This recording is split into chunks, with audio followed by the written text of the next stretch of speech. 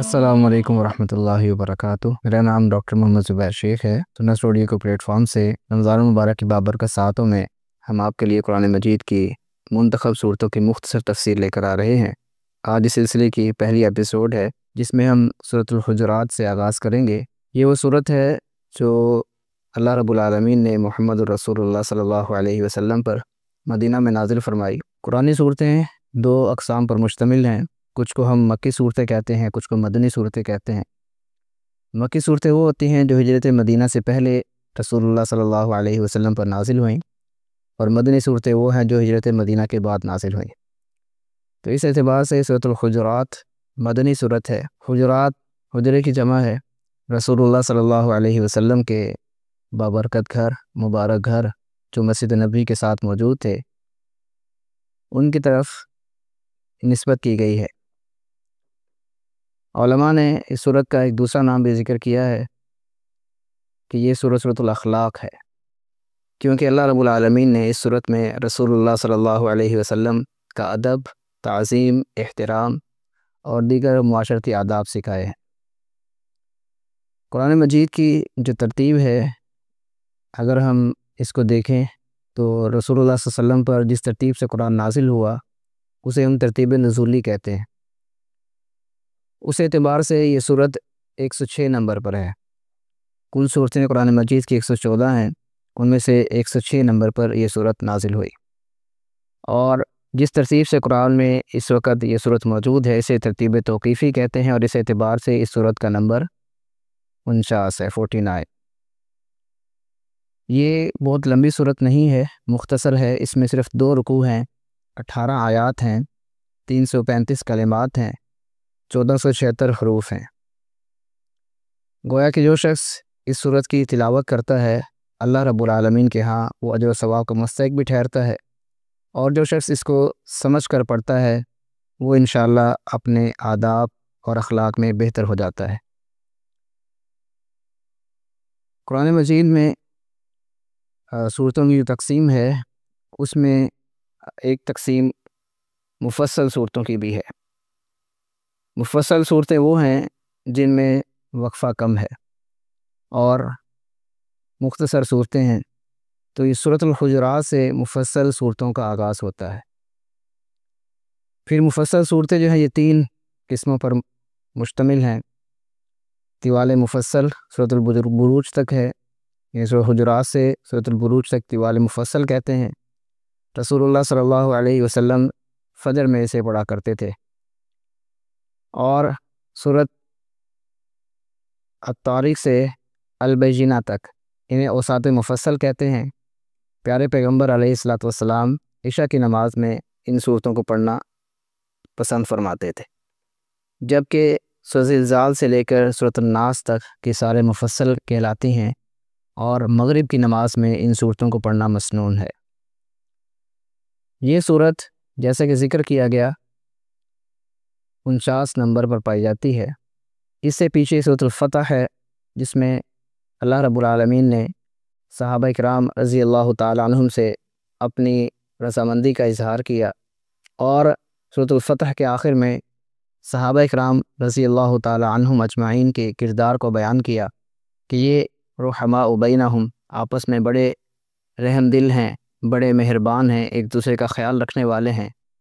ان کے جو باہمی تعلقات ہیں وہ رحمت اور شفقت پر مبنی ہیں، خیر خواہی اور محبت والے ہیں۔ تو اس سے اگلی سورۃ الحجرات میں جس کی ہم مختصر تفسیر جانیں گے اپنے سلسلہ درس میں، اس میں اللہ رب العالمین نے تمام مومنوں کو آپس میں کس طرح سے رہنا ہے یہ سکھایا ہے، اور ایک بڑی جو اس میں جو آیت ہے انما المؤمنون اخوہ، کہ تمام مومن آپس میں بھائی بھائی ہیں۔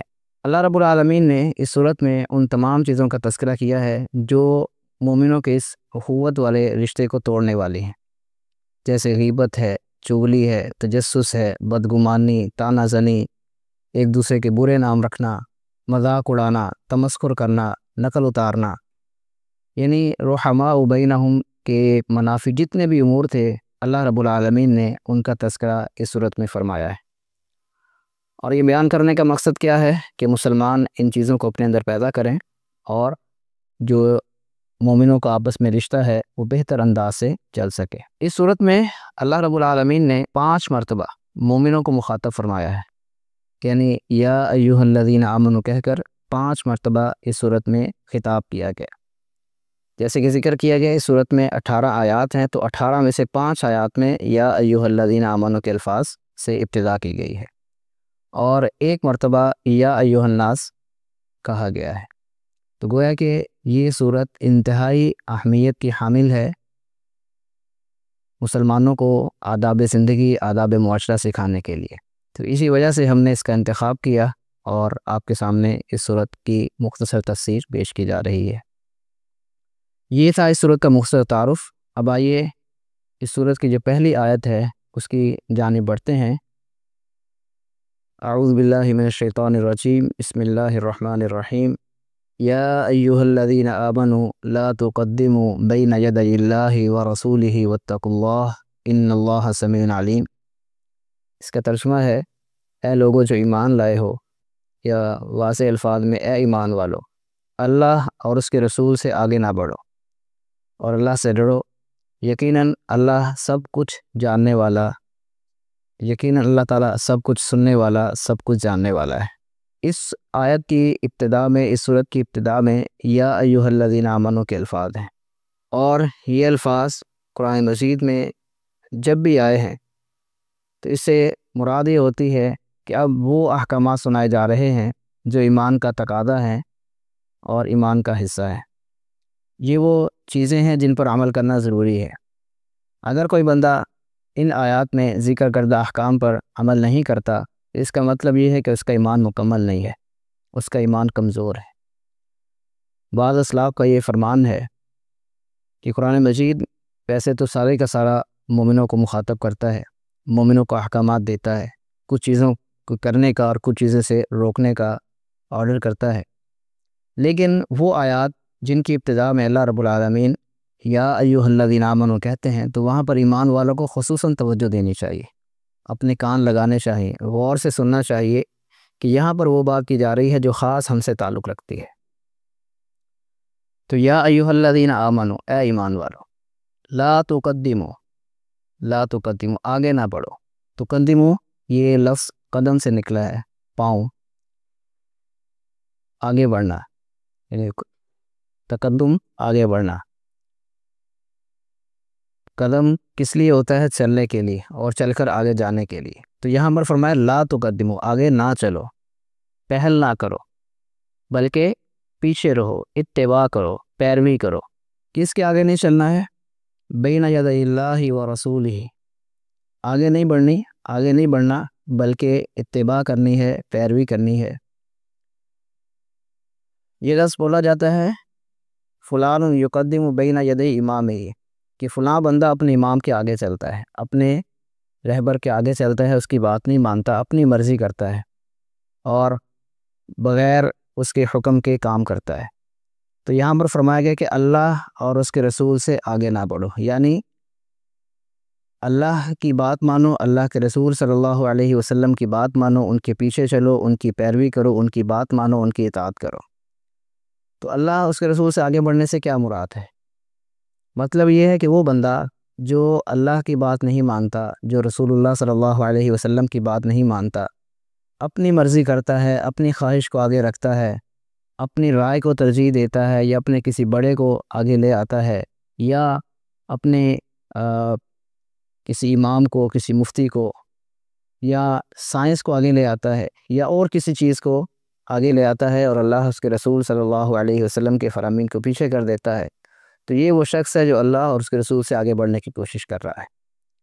عبداللہ بن عباس رضی اللہ تعالی عنہ جو مفسر قرآن ہیں، امام طبری نے اپنی تفسیر میں ان کا ایک قول ذکر کیا ہے۔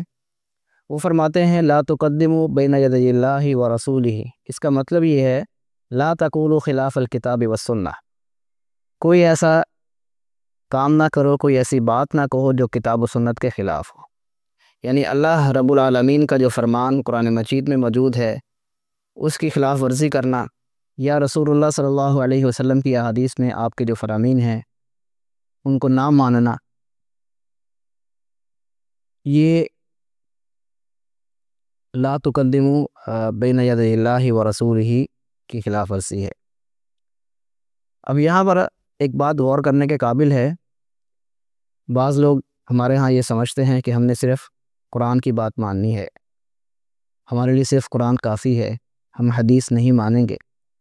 تو یہاں پر اللہ رب العالمین نے صرف یہ نہیں کہا لا تقدموا بین یدی اللہ، بلکہ فرمایا لا تقدموا بین یدی اللہ و رسولہ، یعنی اللہ نے اپنے ذکر کے ساتھ اپنے نبی صلی اللہ علیہ وسلم کا بھی تذکرہ فرمایا ہے۔ کیوں کہ قرآن اللہ نے نازل فرمایا اور محمد الرسول اللہ صلی اللہ علیہ وسلم پر نازل ہوا۔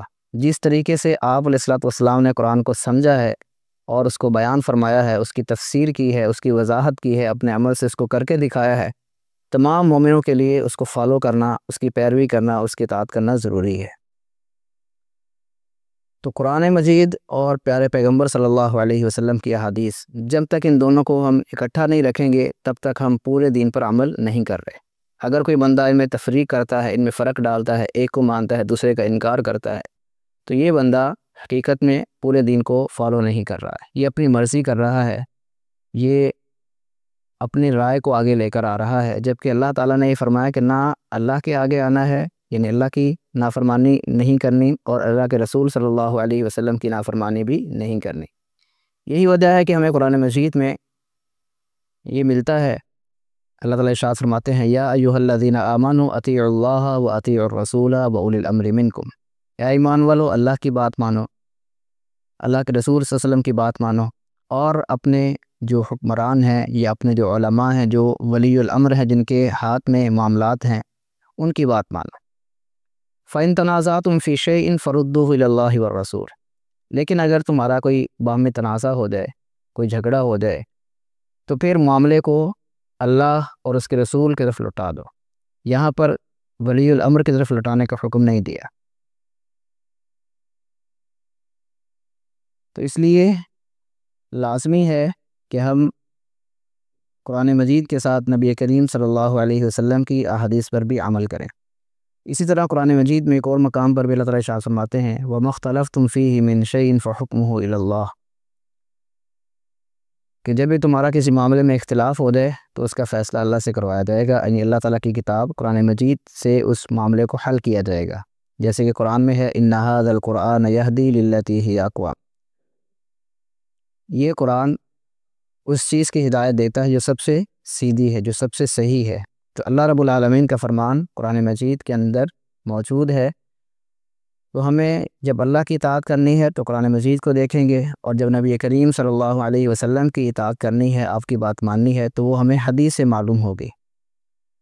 تو جب اللہ کا فرمان یا اللہ کے رسول صلی اللہ علیہ وسلم کا فرمان ہمارے سامنے آ جائے تو اس کے مقابلے میں کسی امام، کسی بزرگ، کسی سائنسدان، کسی فلسفی، کسی حکیم اور کسی فقیہ کی بات کو ترجیح نہیں دی جائے گی۔ ہمارے ہاں کچھ لوگوں نے بعض اوقات بعض ائمہ کا نام لے کر اور ان کی باتوں کو آگے رکھ کر قرآن مجید اور نبی کریم صلی اللہ علیہ وسلم کے فرامین کو پیچھے کر دیا، حالانکہ جن اماموں کا، جن ائمہ کا وہ تذکرہ کرتے ہیں، جن کی بات کو آگے رکھنے کی کوشش کرتے ہیں، ان کے بارے میں خود ان کے ماننے والوں نے یہ لکھا ہے کہ وہ دنیا سے یہ کہہ کر گئے ہیں کہ اذا صح الحدیث فهو مذہبی، کہ جب کوئی حدیث صحیح ہوگی تو وہی میرا مذہب ہے۔ اگر حدیث کے خلاف میری کوئی بات آ رہی ہے تو آپ میری بات کو دیوار پر مار دیں اور رسول اللہ صلی اللہ علیہ وسلم کی حدیث پر عمل کریں۔ جن ائمہ کی بات لوگ کرتے ہیں ان ائمہ نے خود یہ بات سکھائی ہے کہ اذا صح الحدیث فهو مذہبی، کہ جب حدیث صحیح ثابت ہو جائے تو پھر ہمارا وہی مذہب ہوگا جو حدیث میں بیان کیا گیا ہے، پھر ہماری رائے کو چھوڑ دیا جائے اور حدیث پر عمل کیا جائے۔ تو اگر علماء کی بات، ائمہ کی بات قرآن و حدیث کے مطابق ہے تو اس کو لازماً لیا جائے گا، لیکن اگر اس کے خلاف آ جائے تو پھر ان کی بات کو سائڈ پر رکھ کر ہم قرآن مجید اور نبی کریم صلی اللہ علیہ وسلم کی احادیث کو ترجیح دیں گے، کیونکہ اللہ تعالیٰ نے یہاں پر اس آیت میں لا تقدموا بین یدی اللہ و رسولہ جو فرمایا، تو یہ سب مومنوں کو کہا یا ایھا الذین آمنوا، اے ایمان والو۔ تو اس میں ائمہ بھی شامل ہیں، اس میں مفتی بھی شامل ہیں، اس میں علماء بھی شامل ہیں، اس میں فقیہ بھی شامل ہیں، سب لوگ اس کے اندر آتے ہیں۔ تو لا تقدموا بین یدی اللہ و رسولہ، اللہ اور اس کے رسول سے آگے نہیں بڑھنا۔ کس چیز میں؟ نہ قول میں نہ فعل میں، یعنی کوئی ایسی بات نہیں کرنی جو اللہ اور اس کے رسول صلی اللہ علیہ وسلم کے فرامین کے خلاف ہو، اور کوئی ایسا عمل نہیں کرنا جو اللہ اور اس کے رسول کے فرامین کے خلاف ہو۔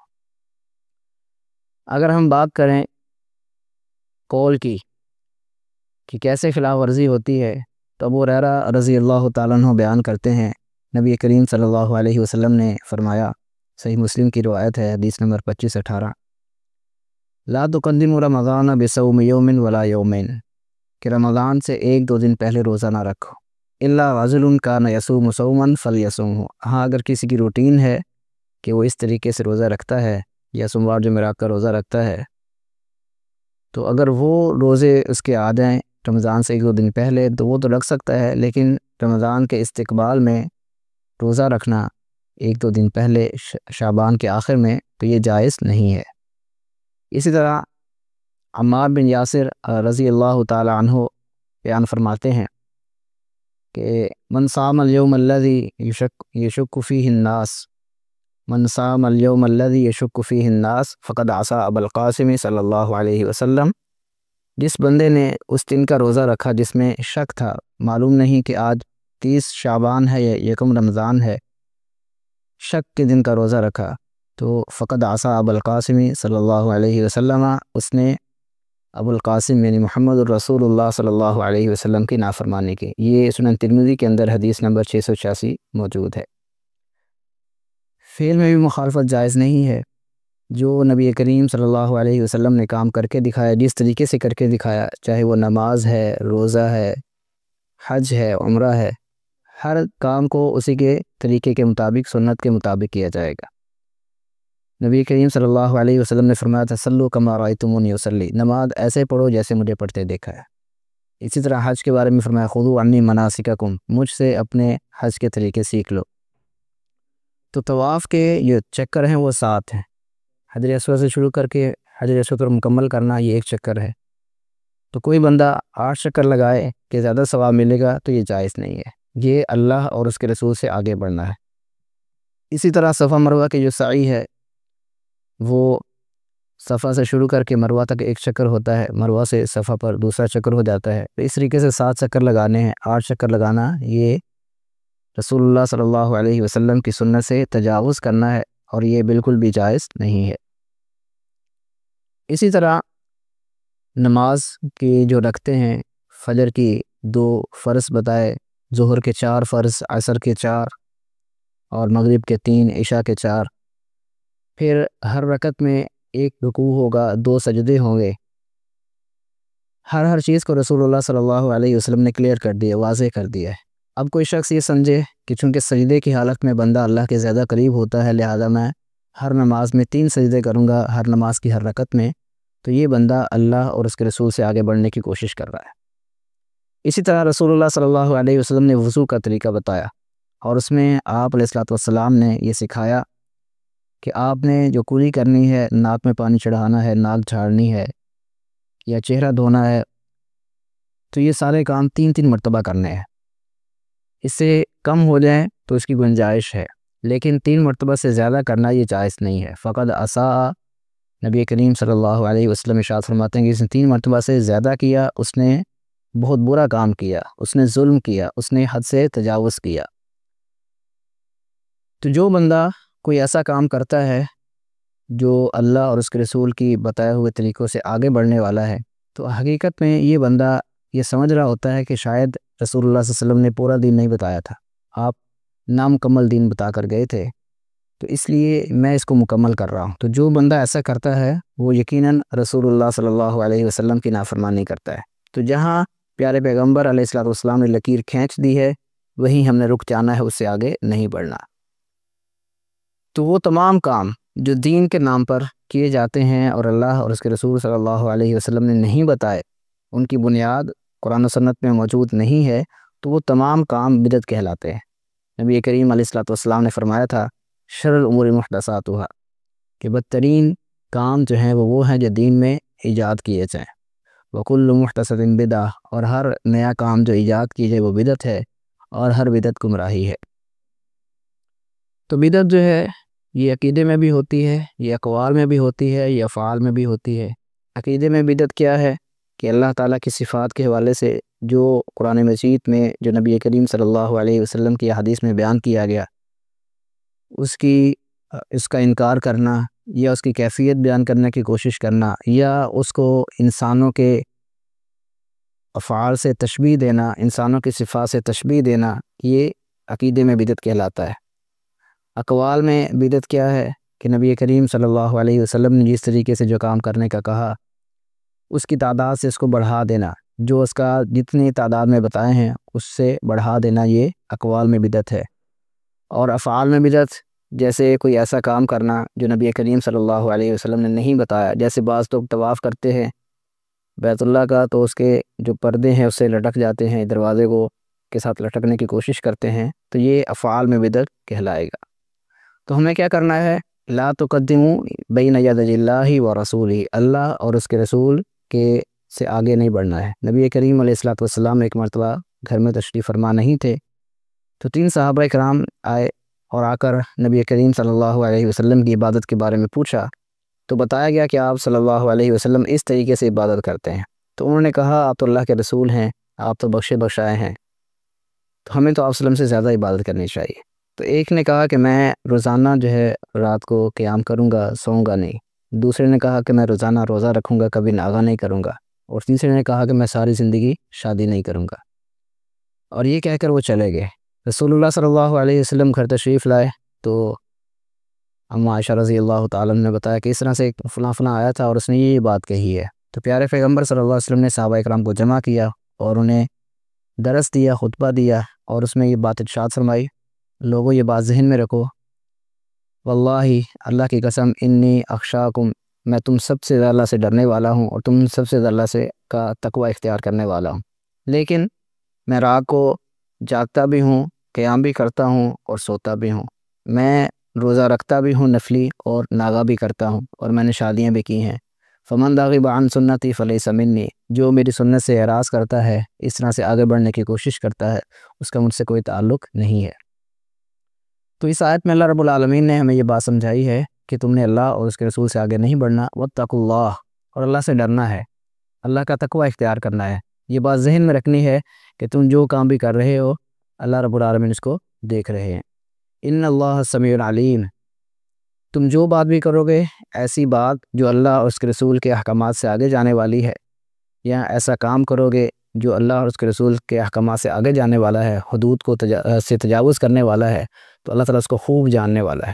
واتقوا اللہ، اللہ سے ڈرو، ان اللہ سمیع علیم، کیونکہ اللہ تعالیٰ خوب سننے والا، خوب جاننے والا ہے۔ تو یہاں پر آج کے درس کا ہم اختتام کرتے ہیں۔ سورۃ الحجرات کی پہلی آیت آج ہم نے تفصیل سے دیکھی۔ اللہ رب العالمین سے دعا ہے کہ اللہ تعالیٰ مجھے اور آپ کو سمجھنے کی، عمل کرنے کی توفیق عطا فرمائے۔ وآخر دعوانا الحمدللہ رب العالمین۔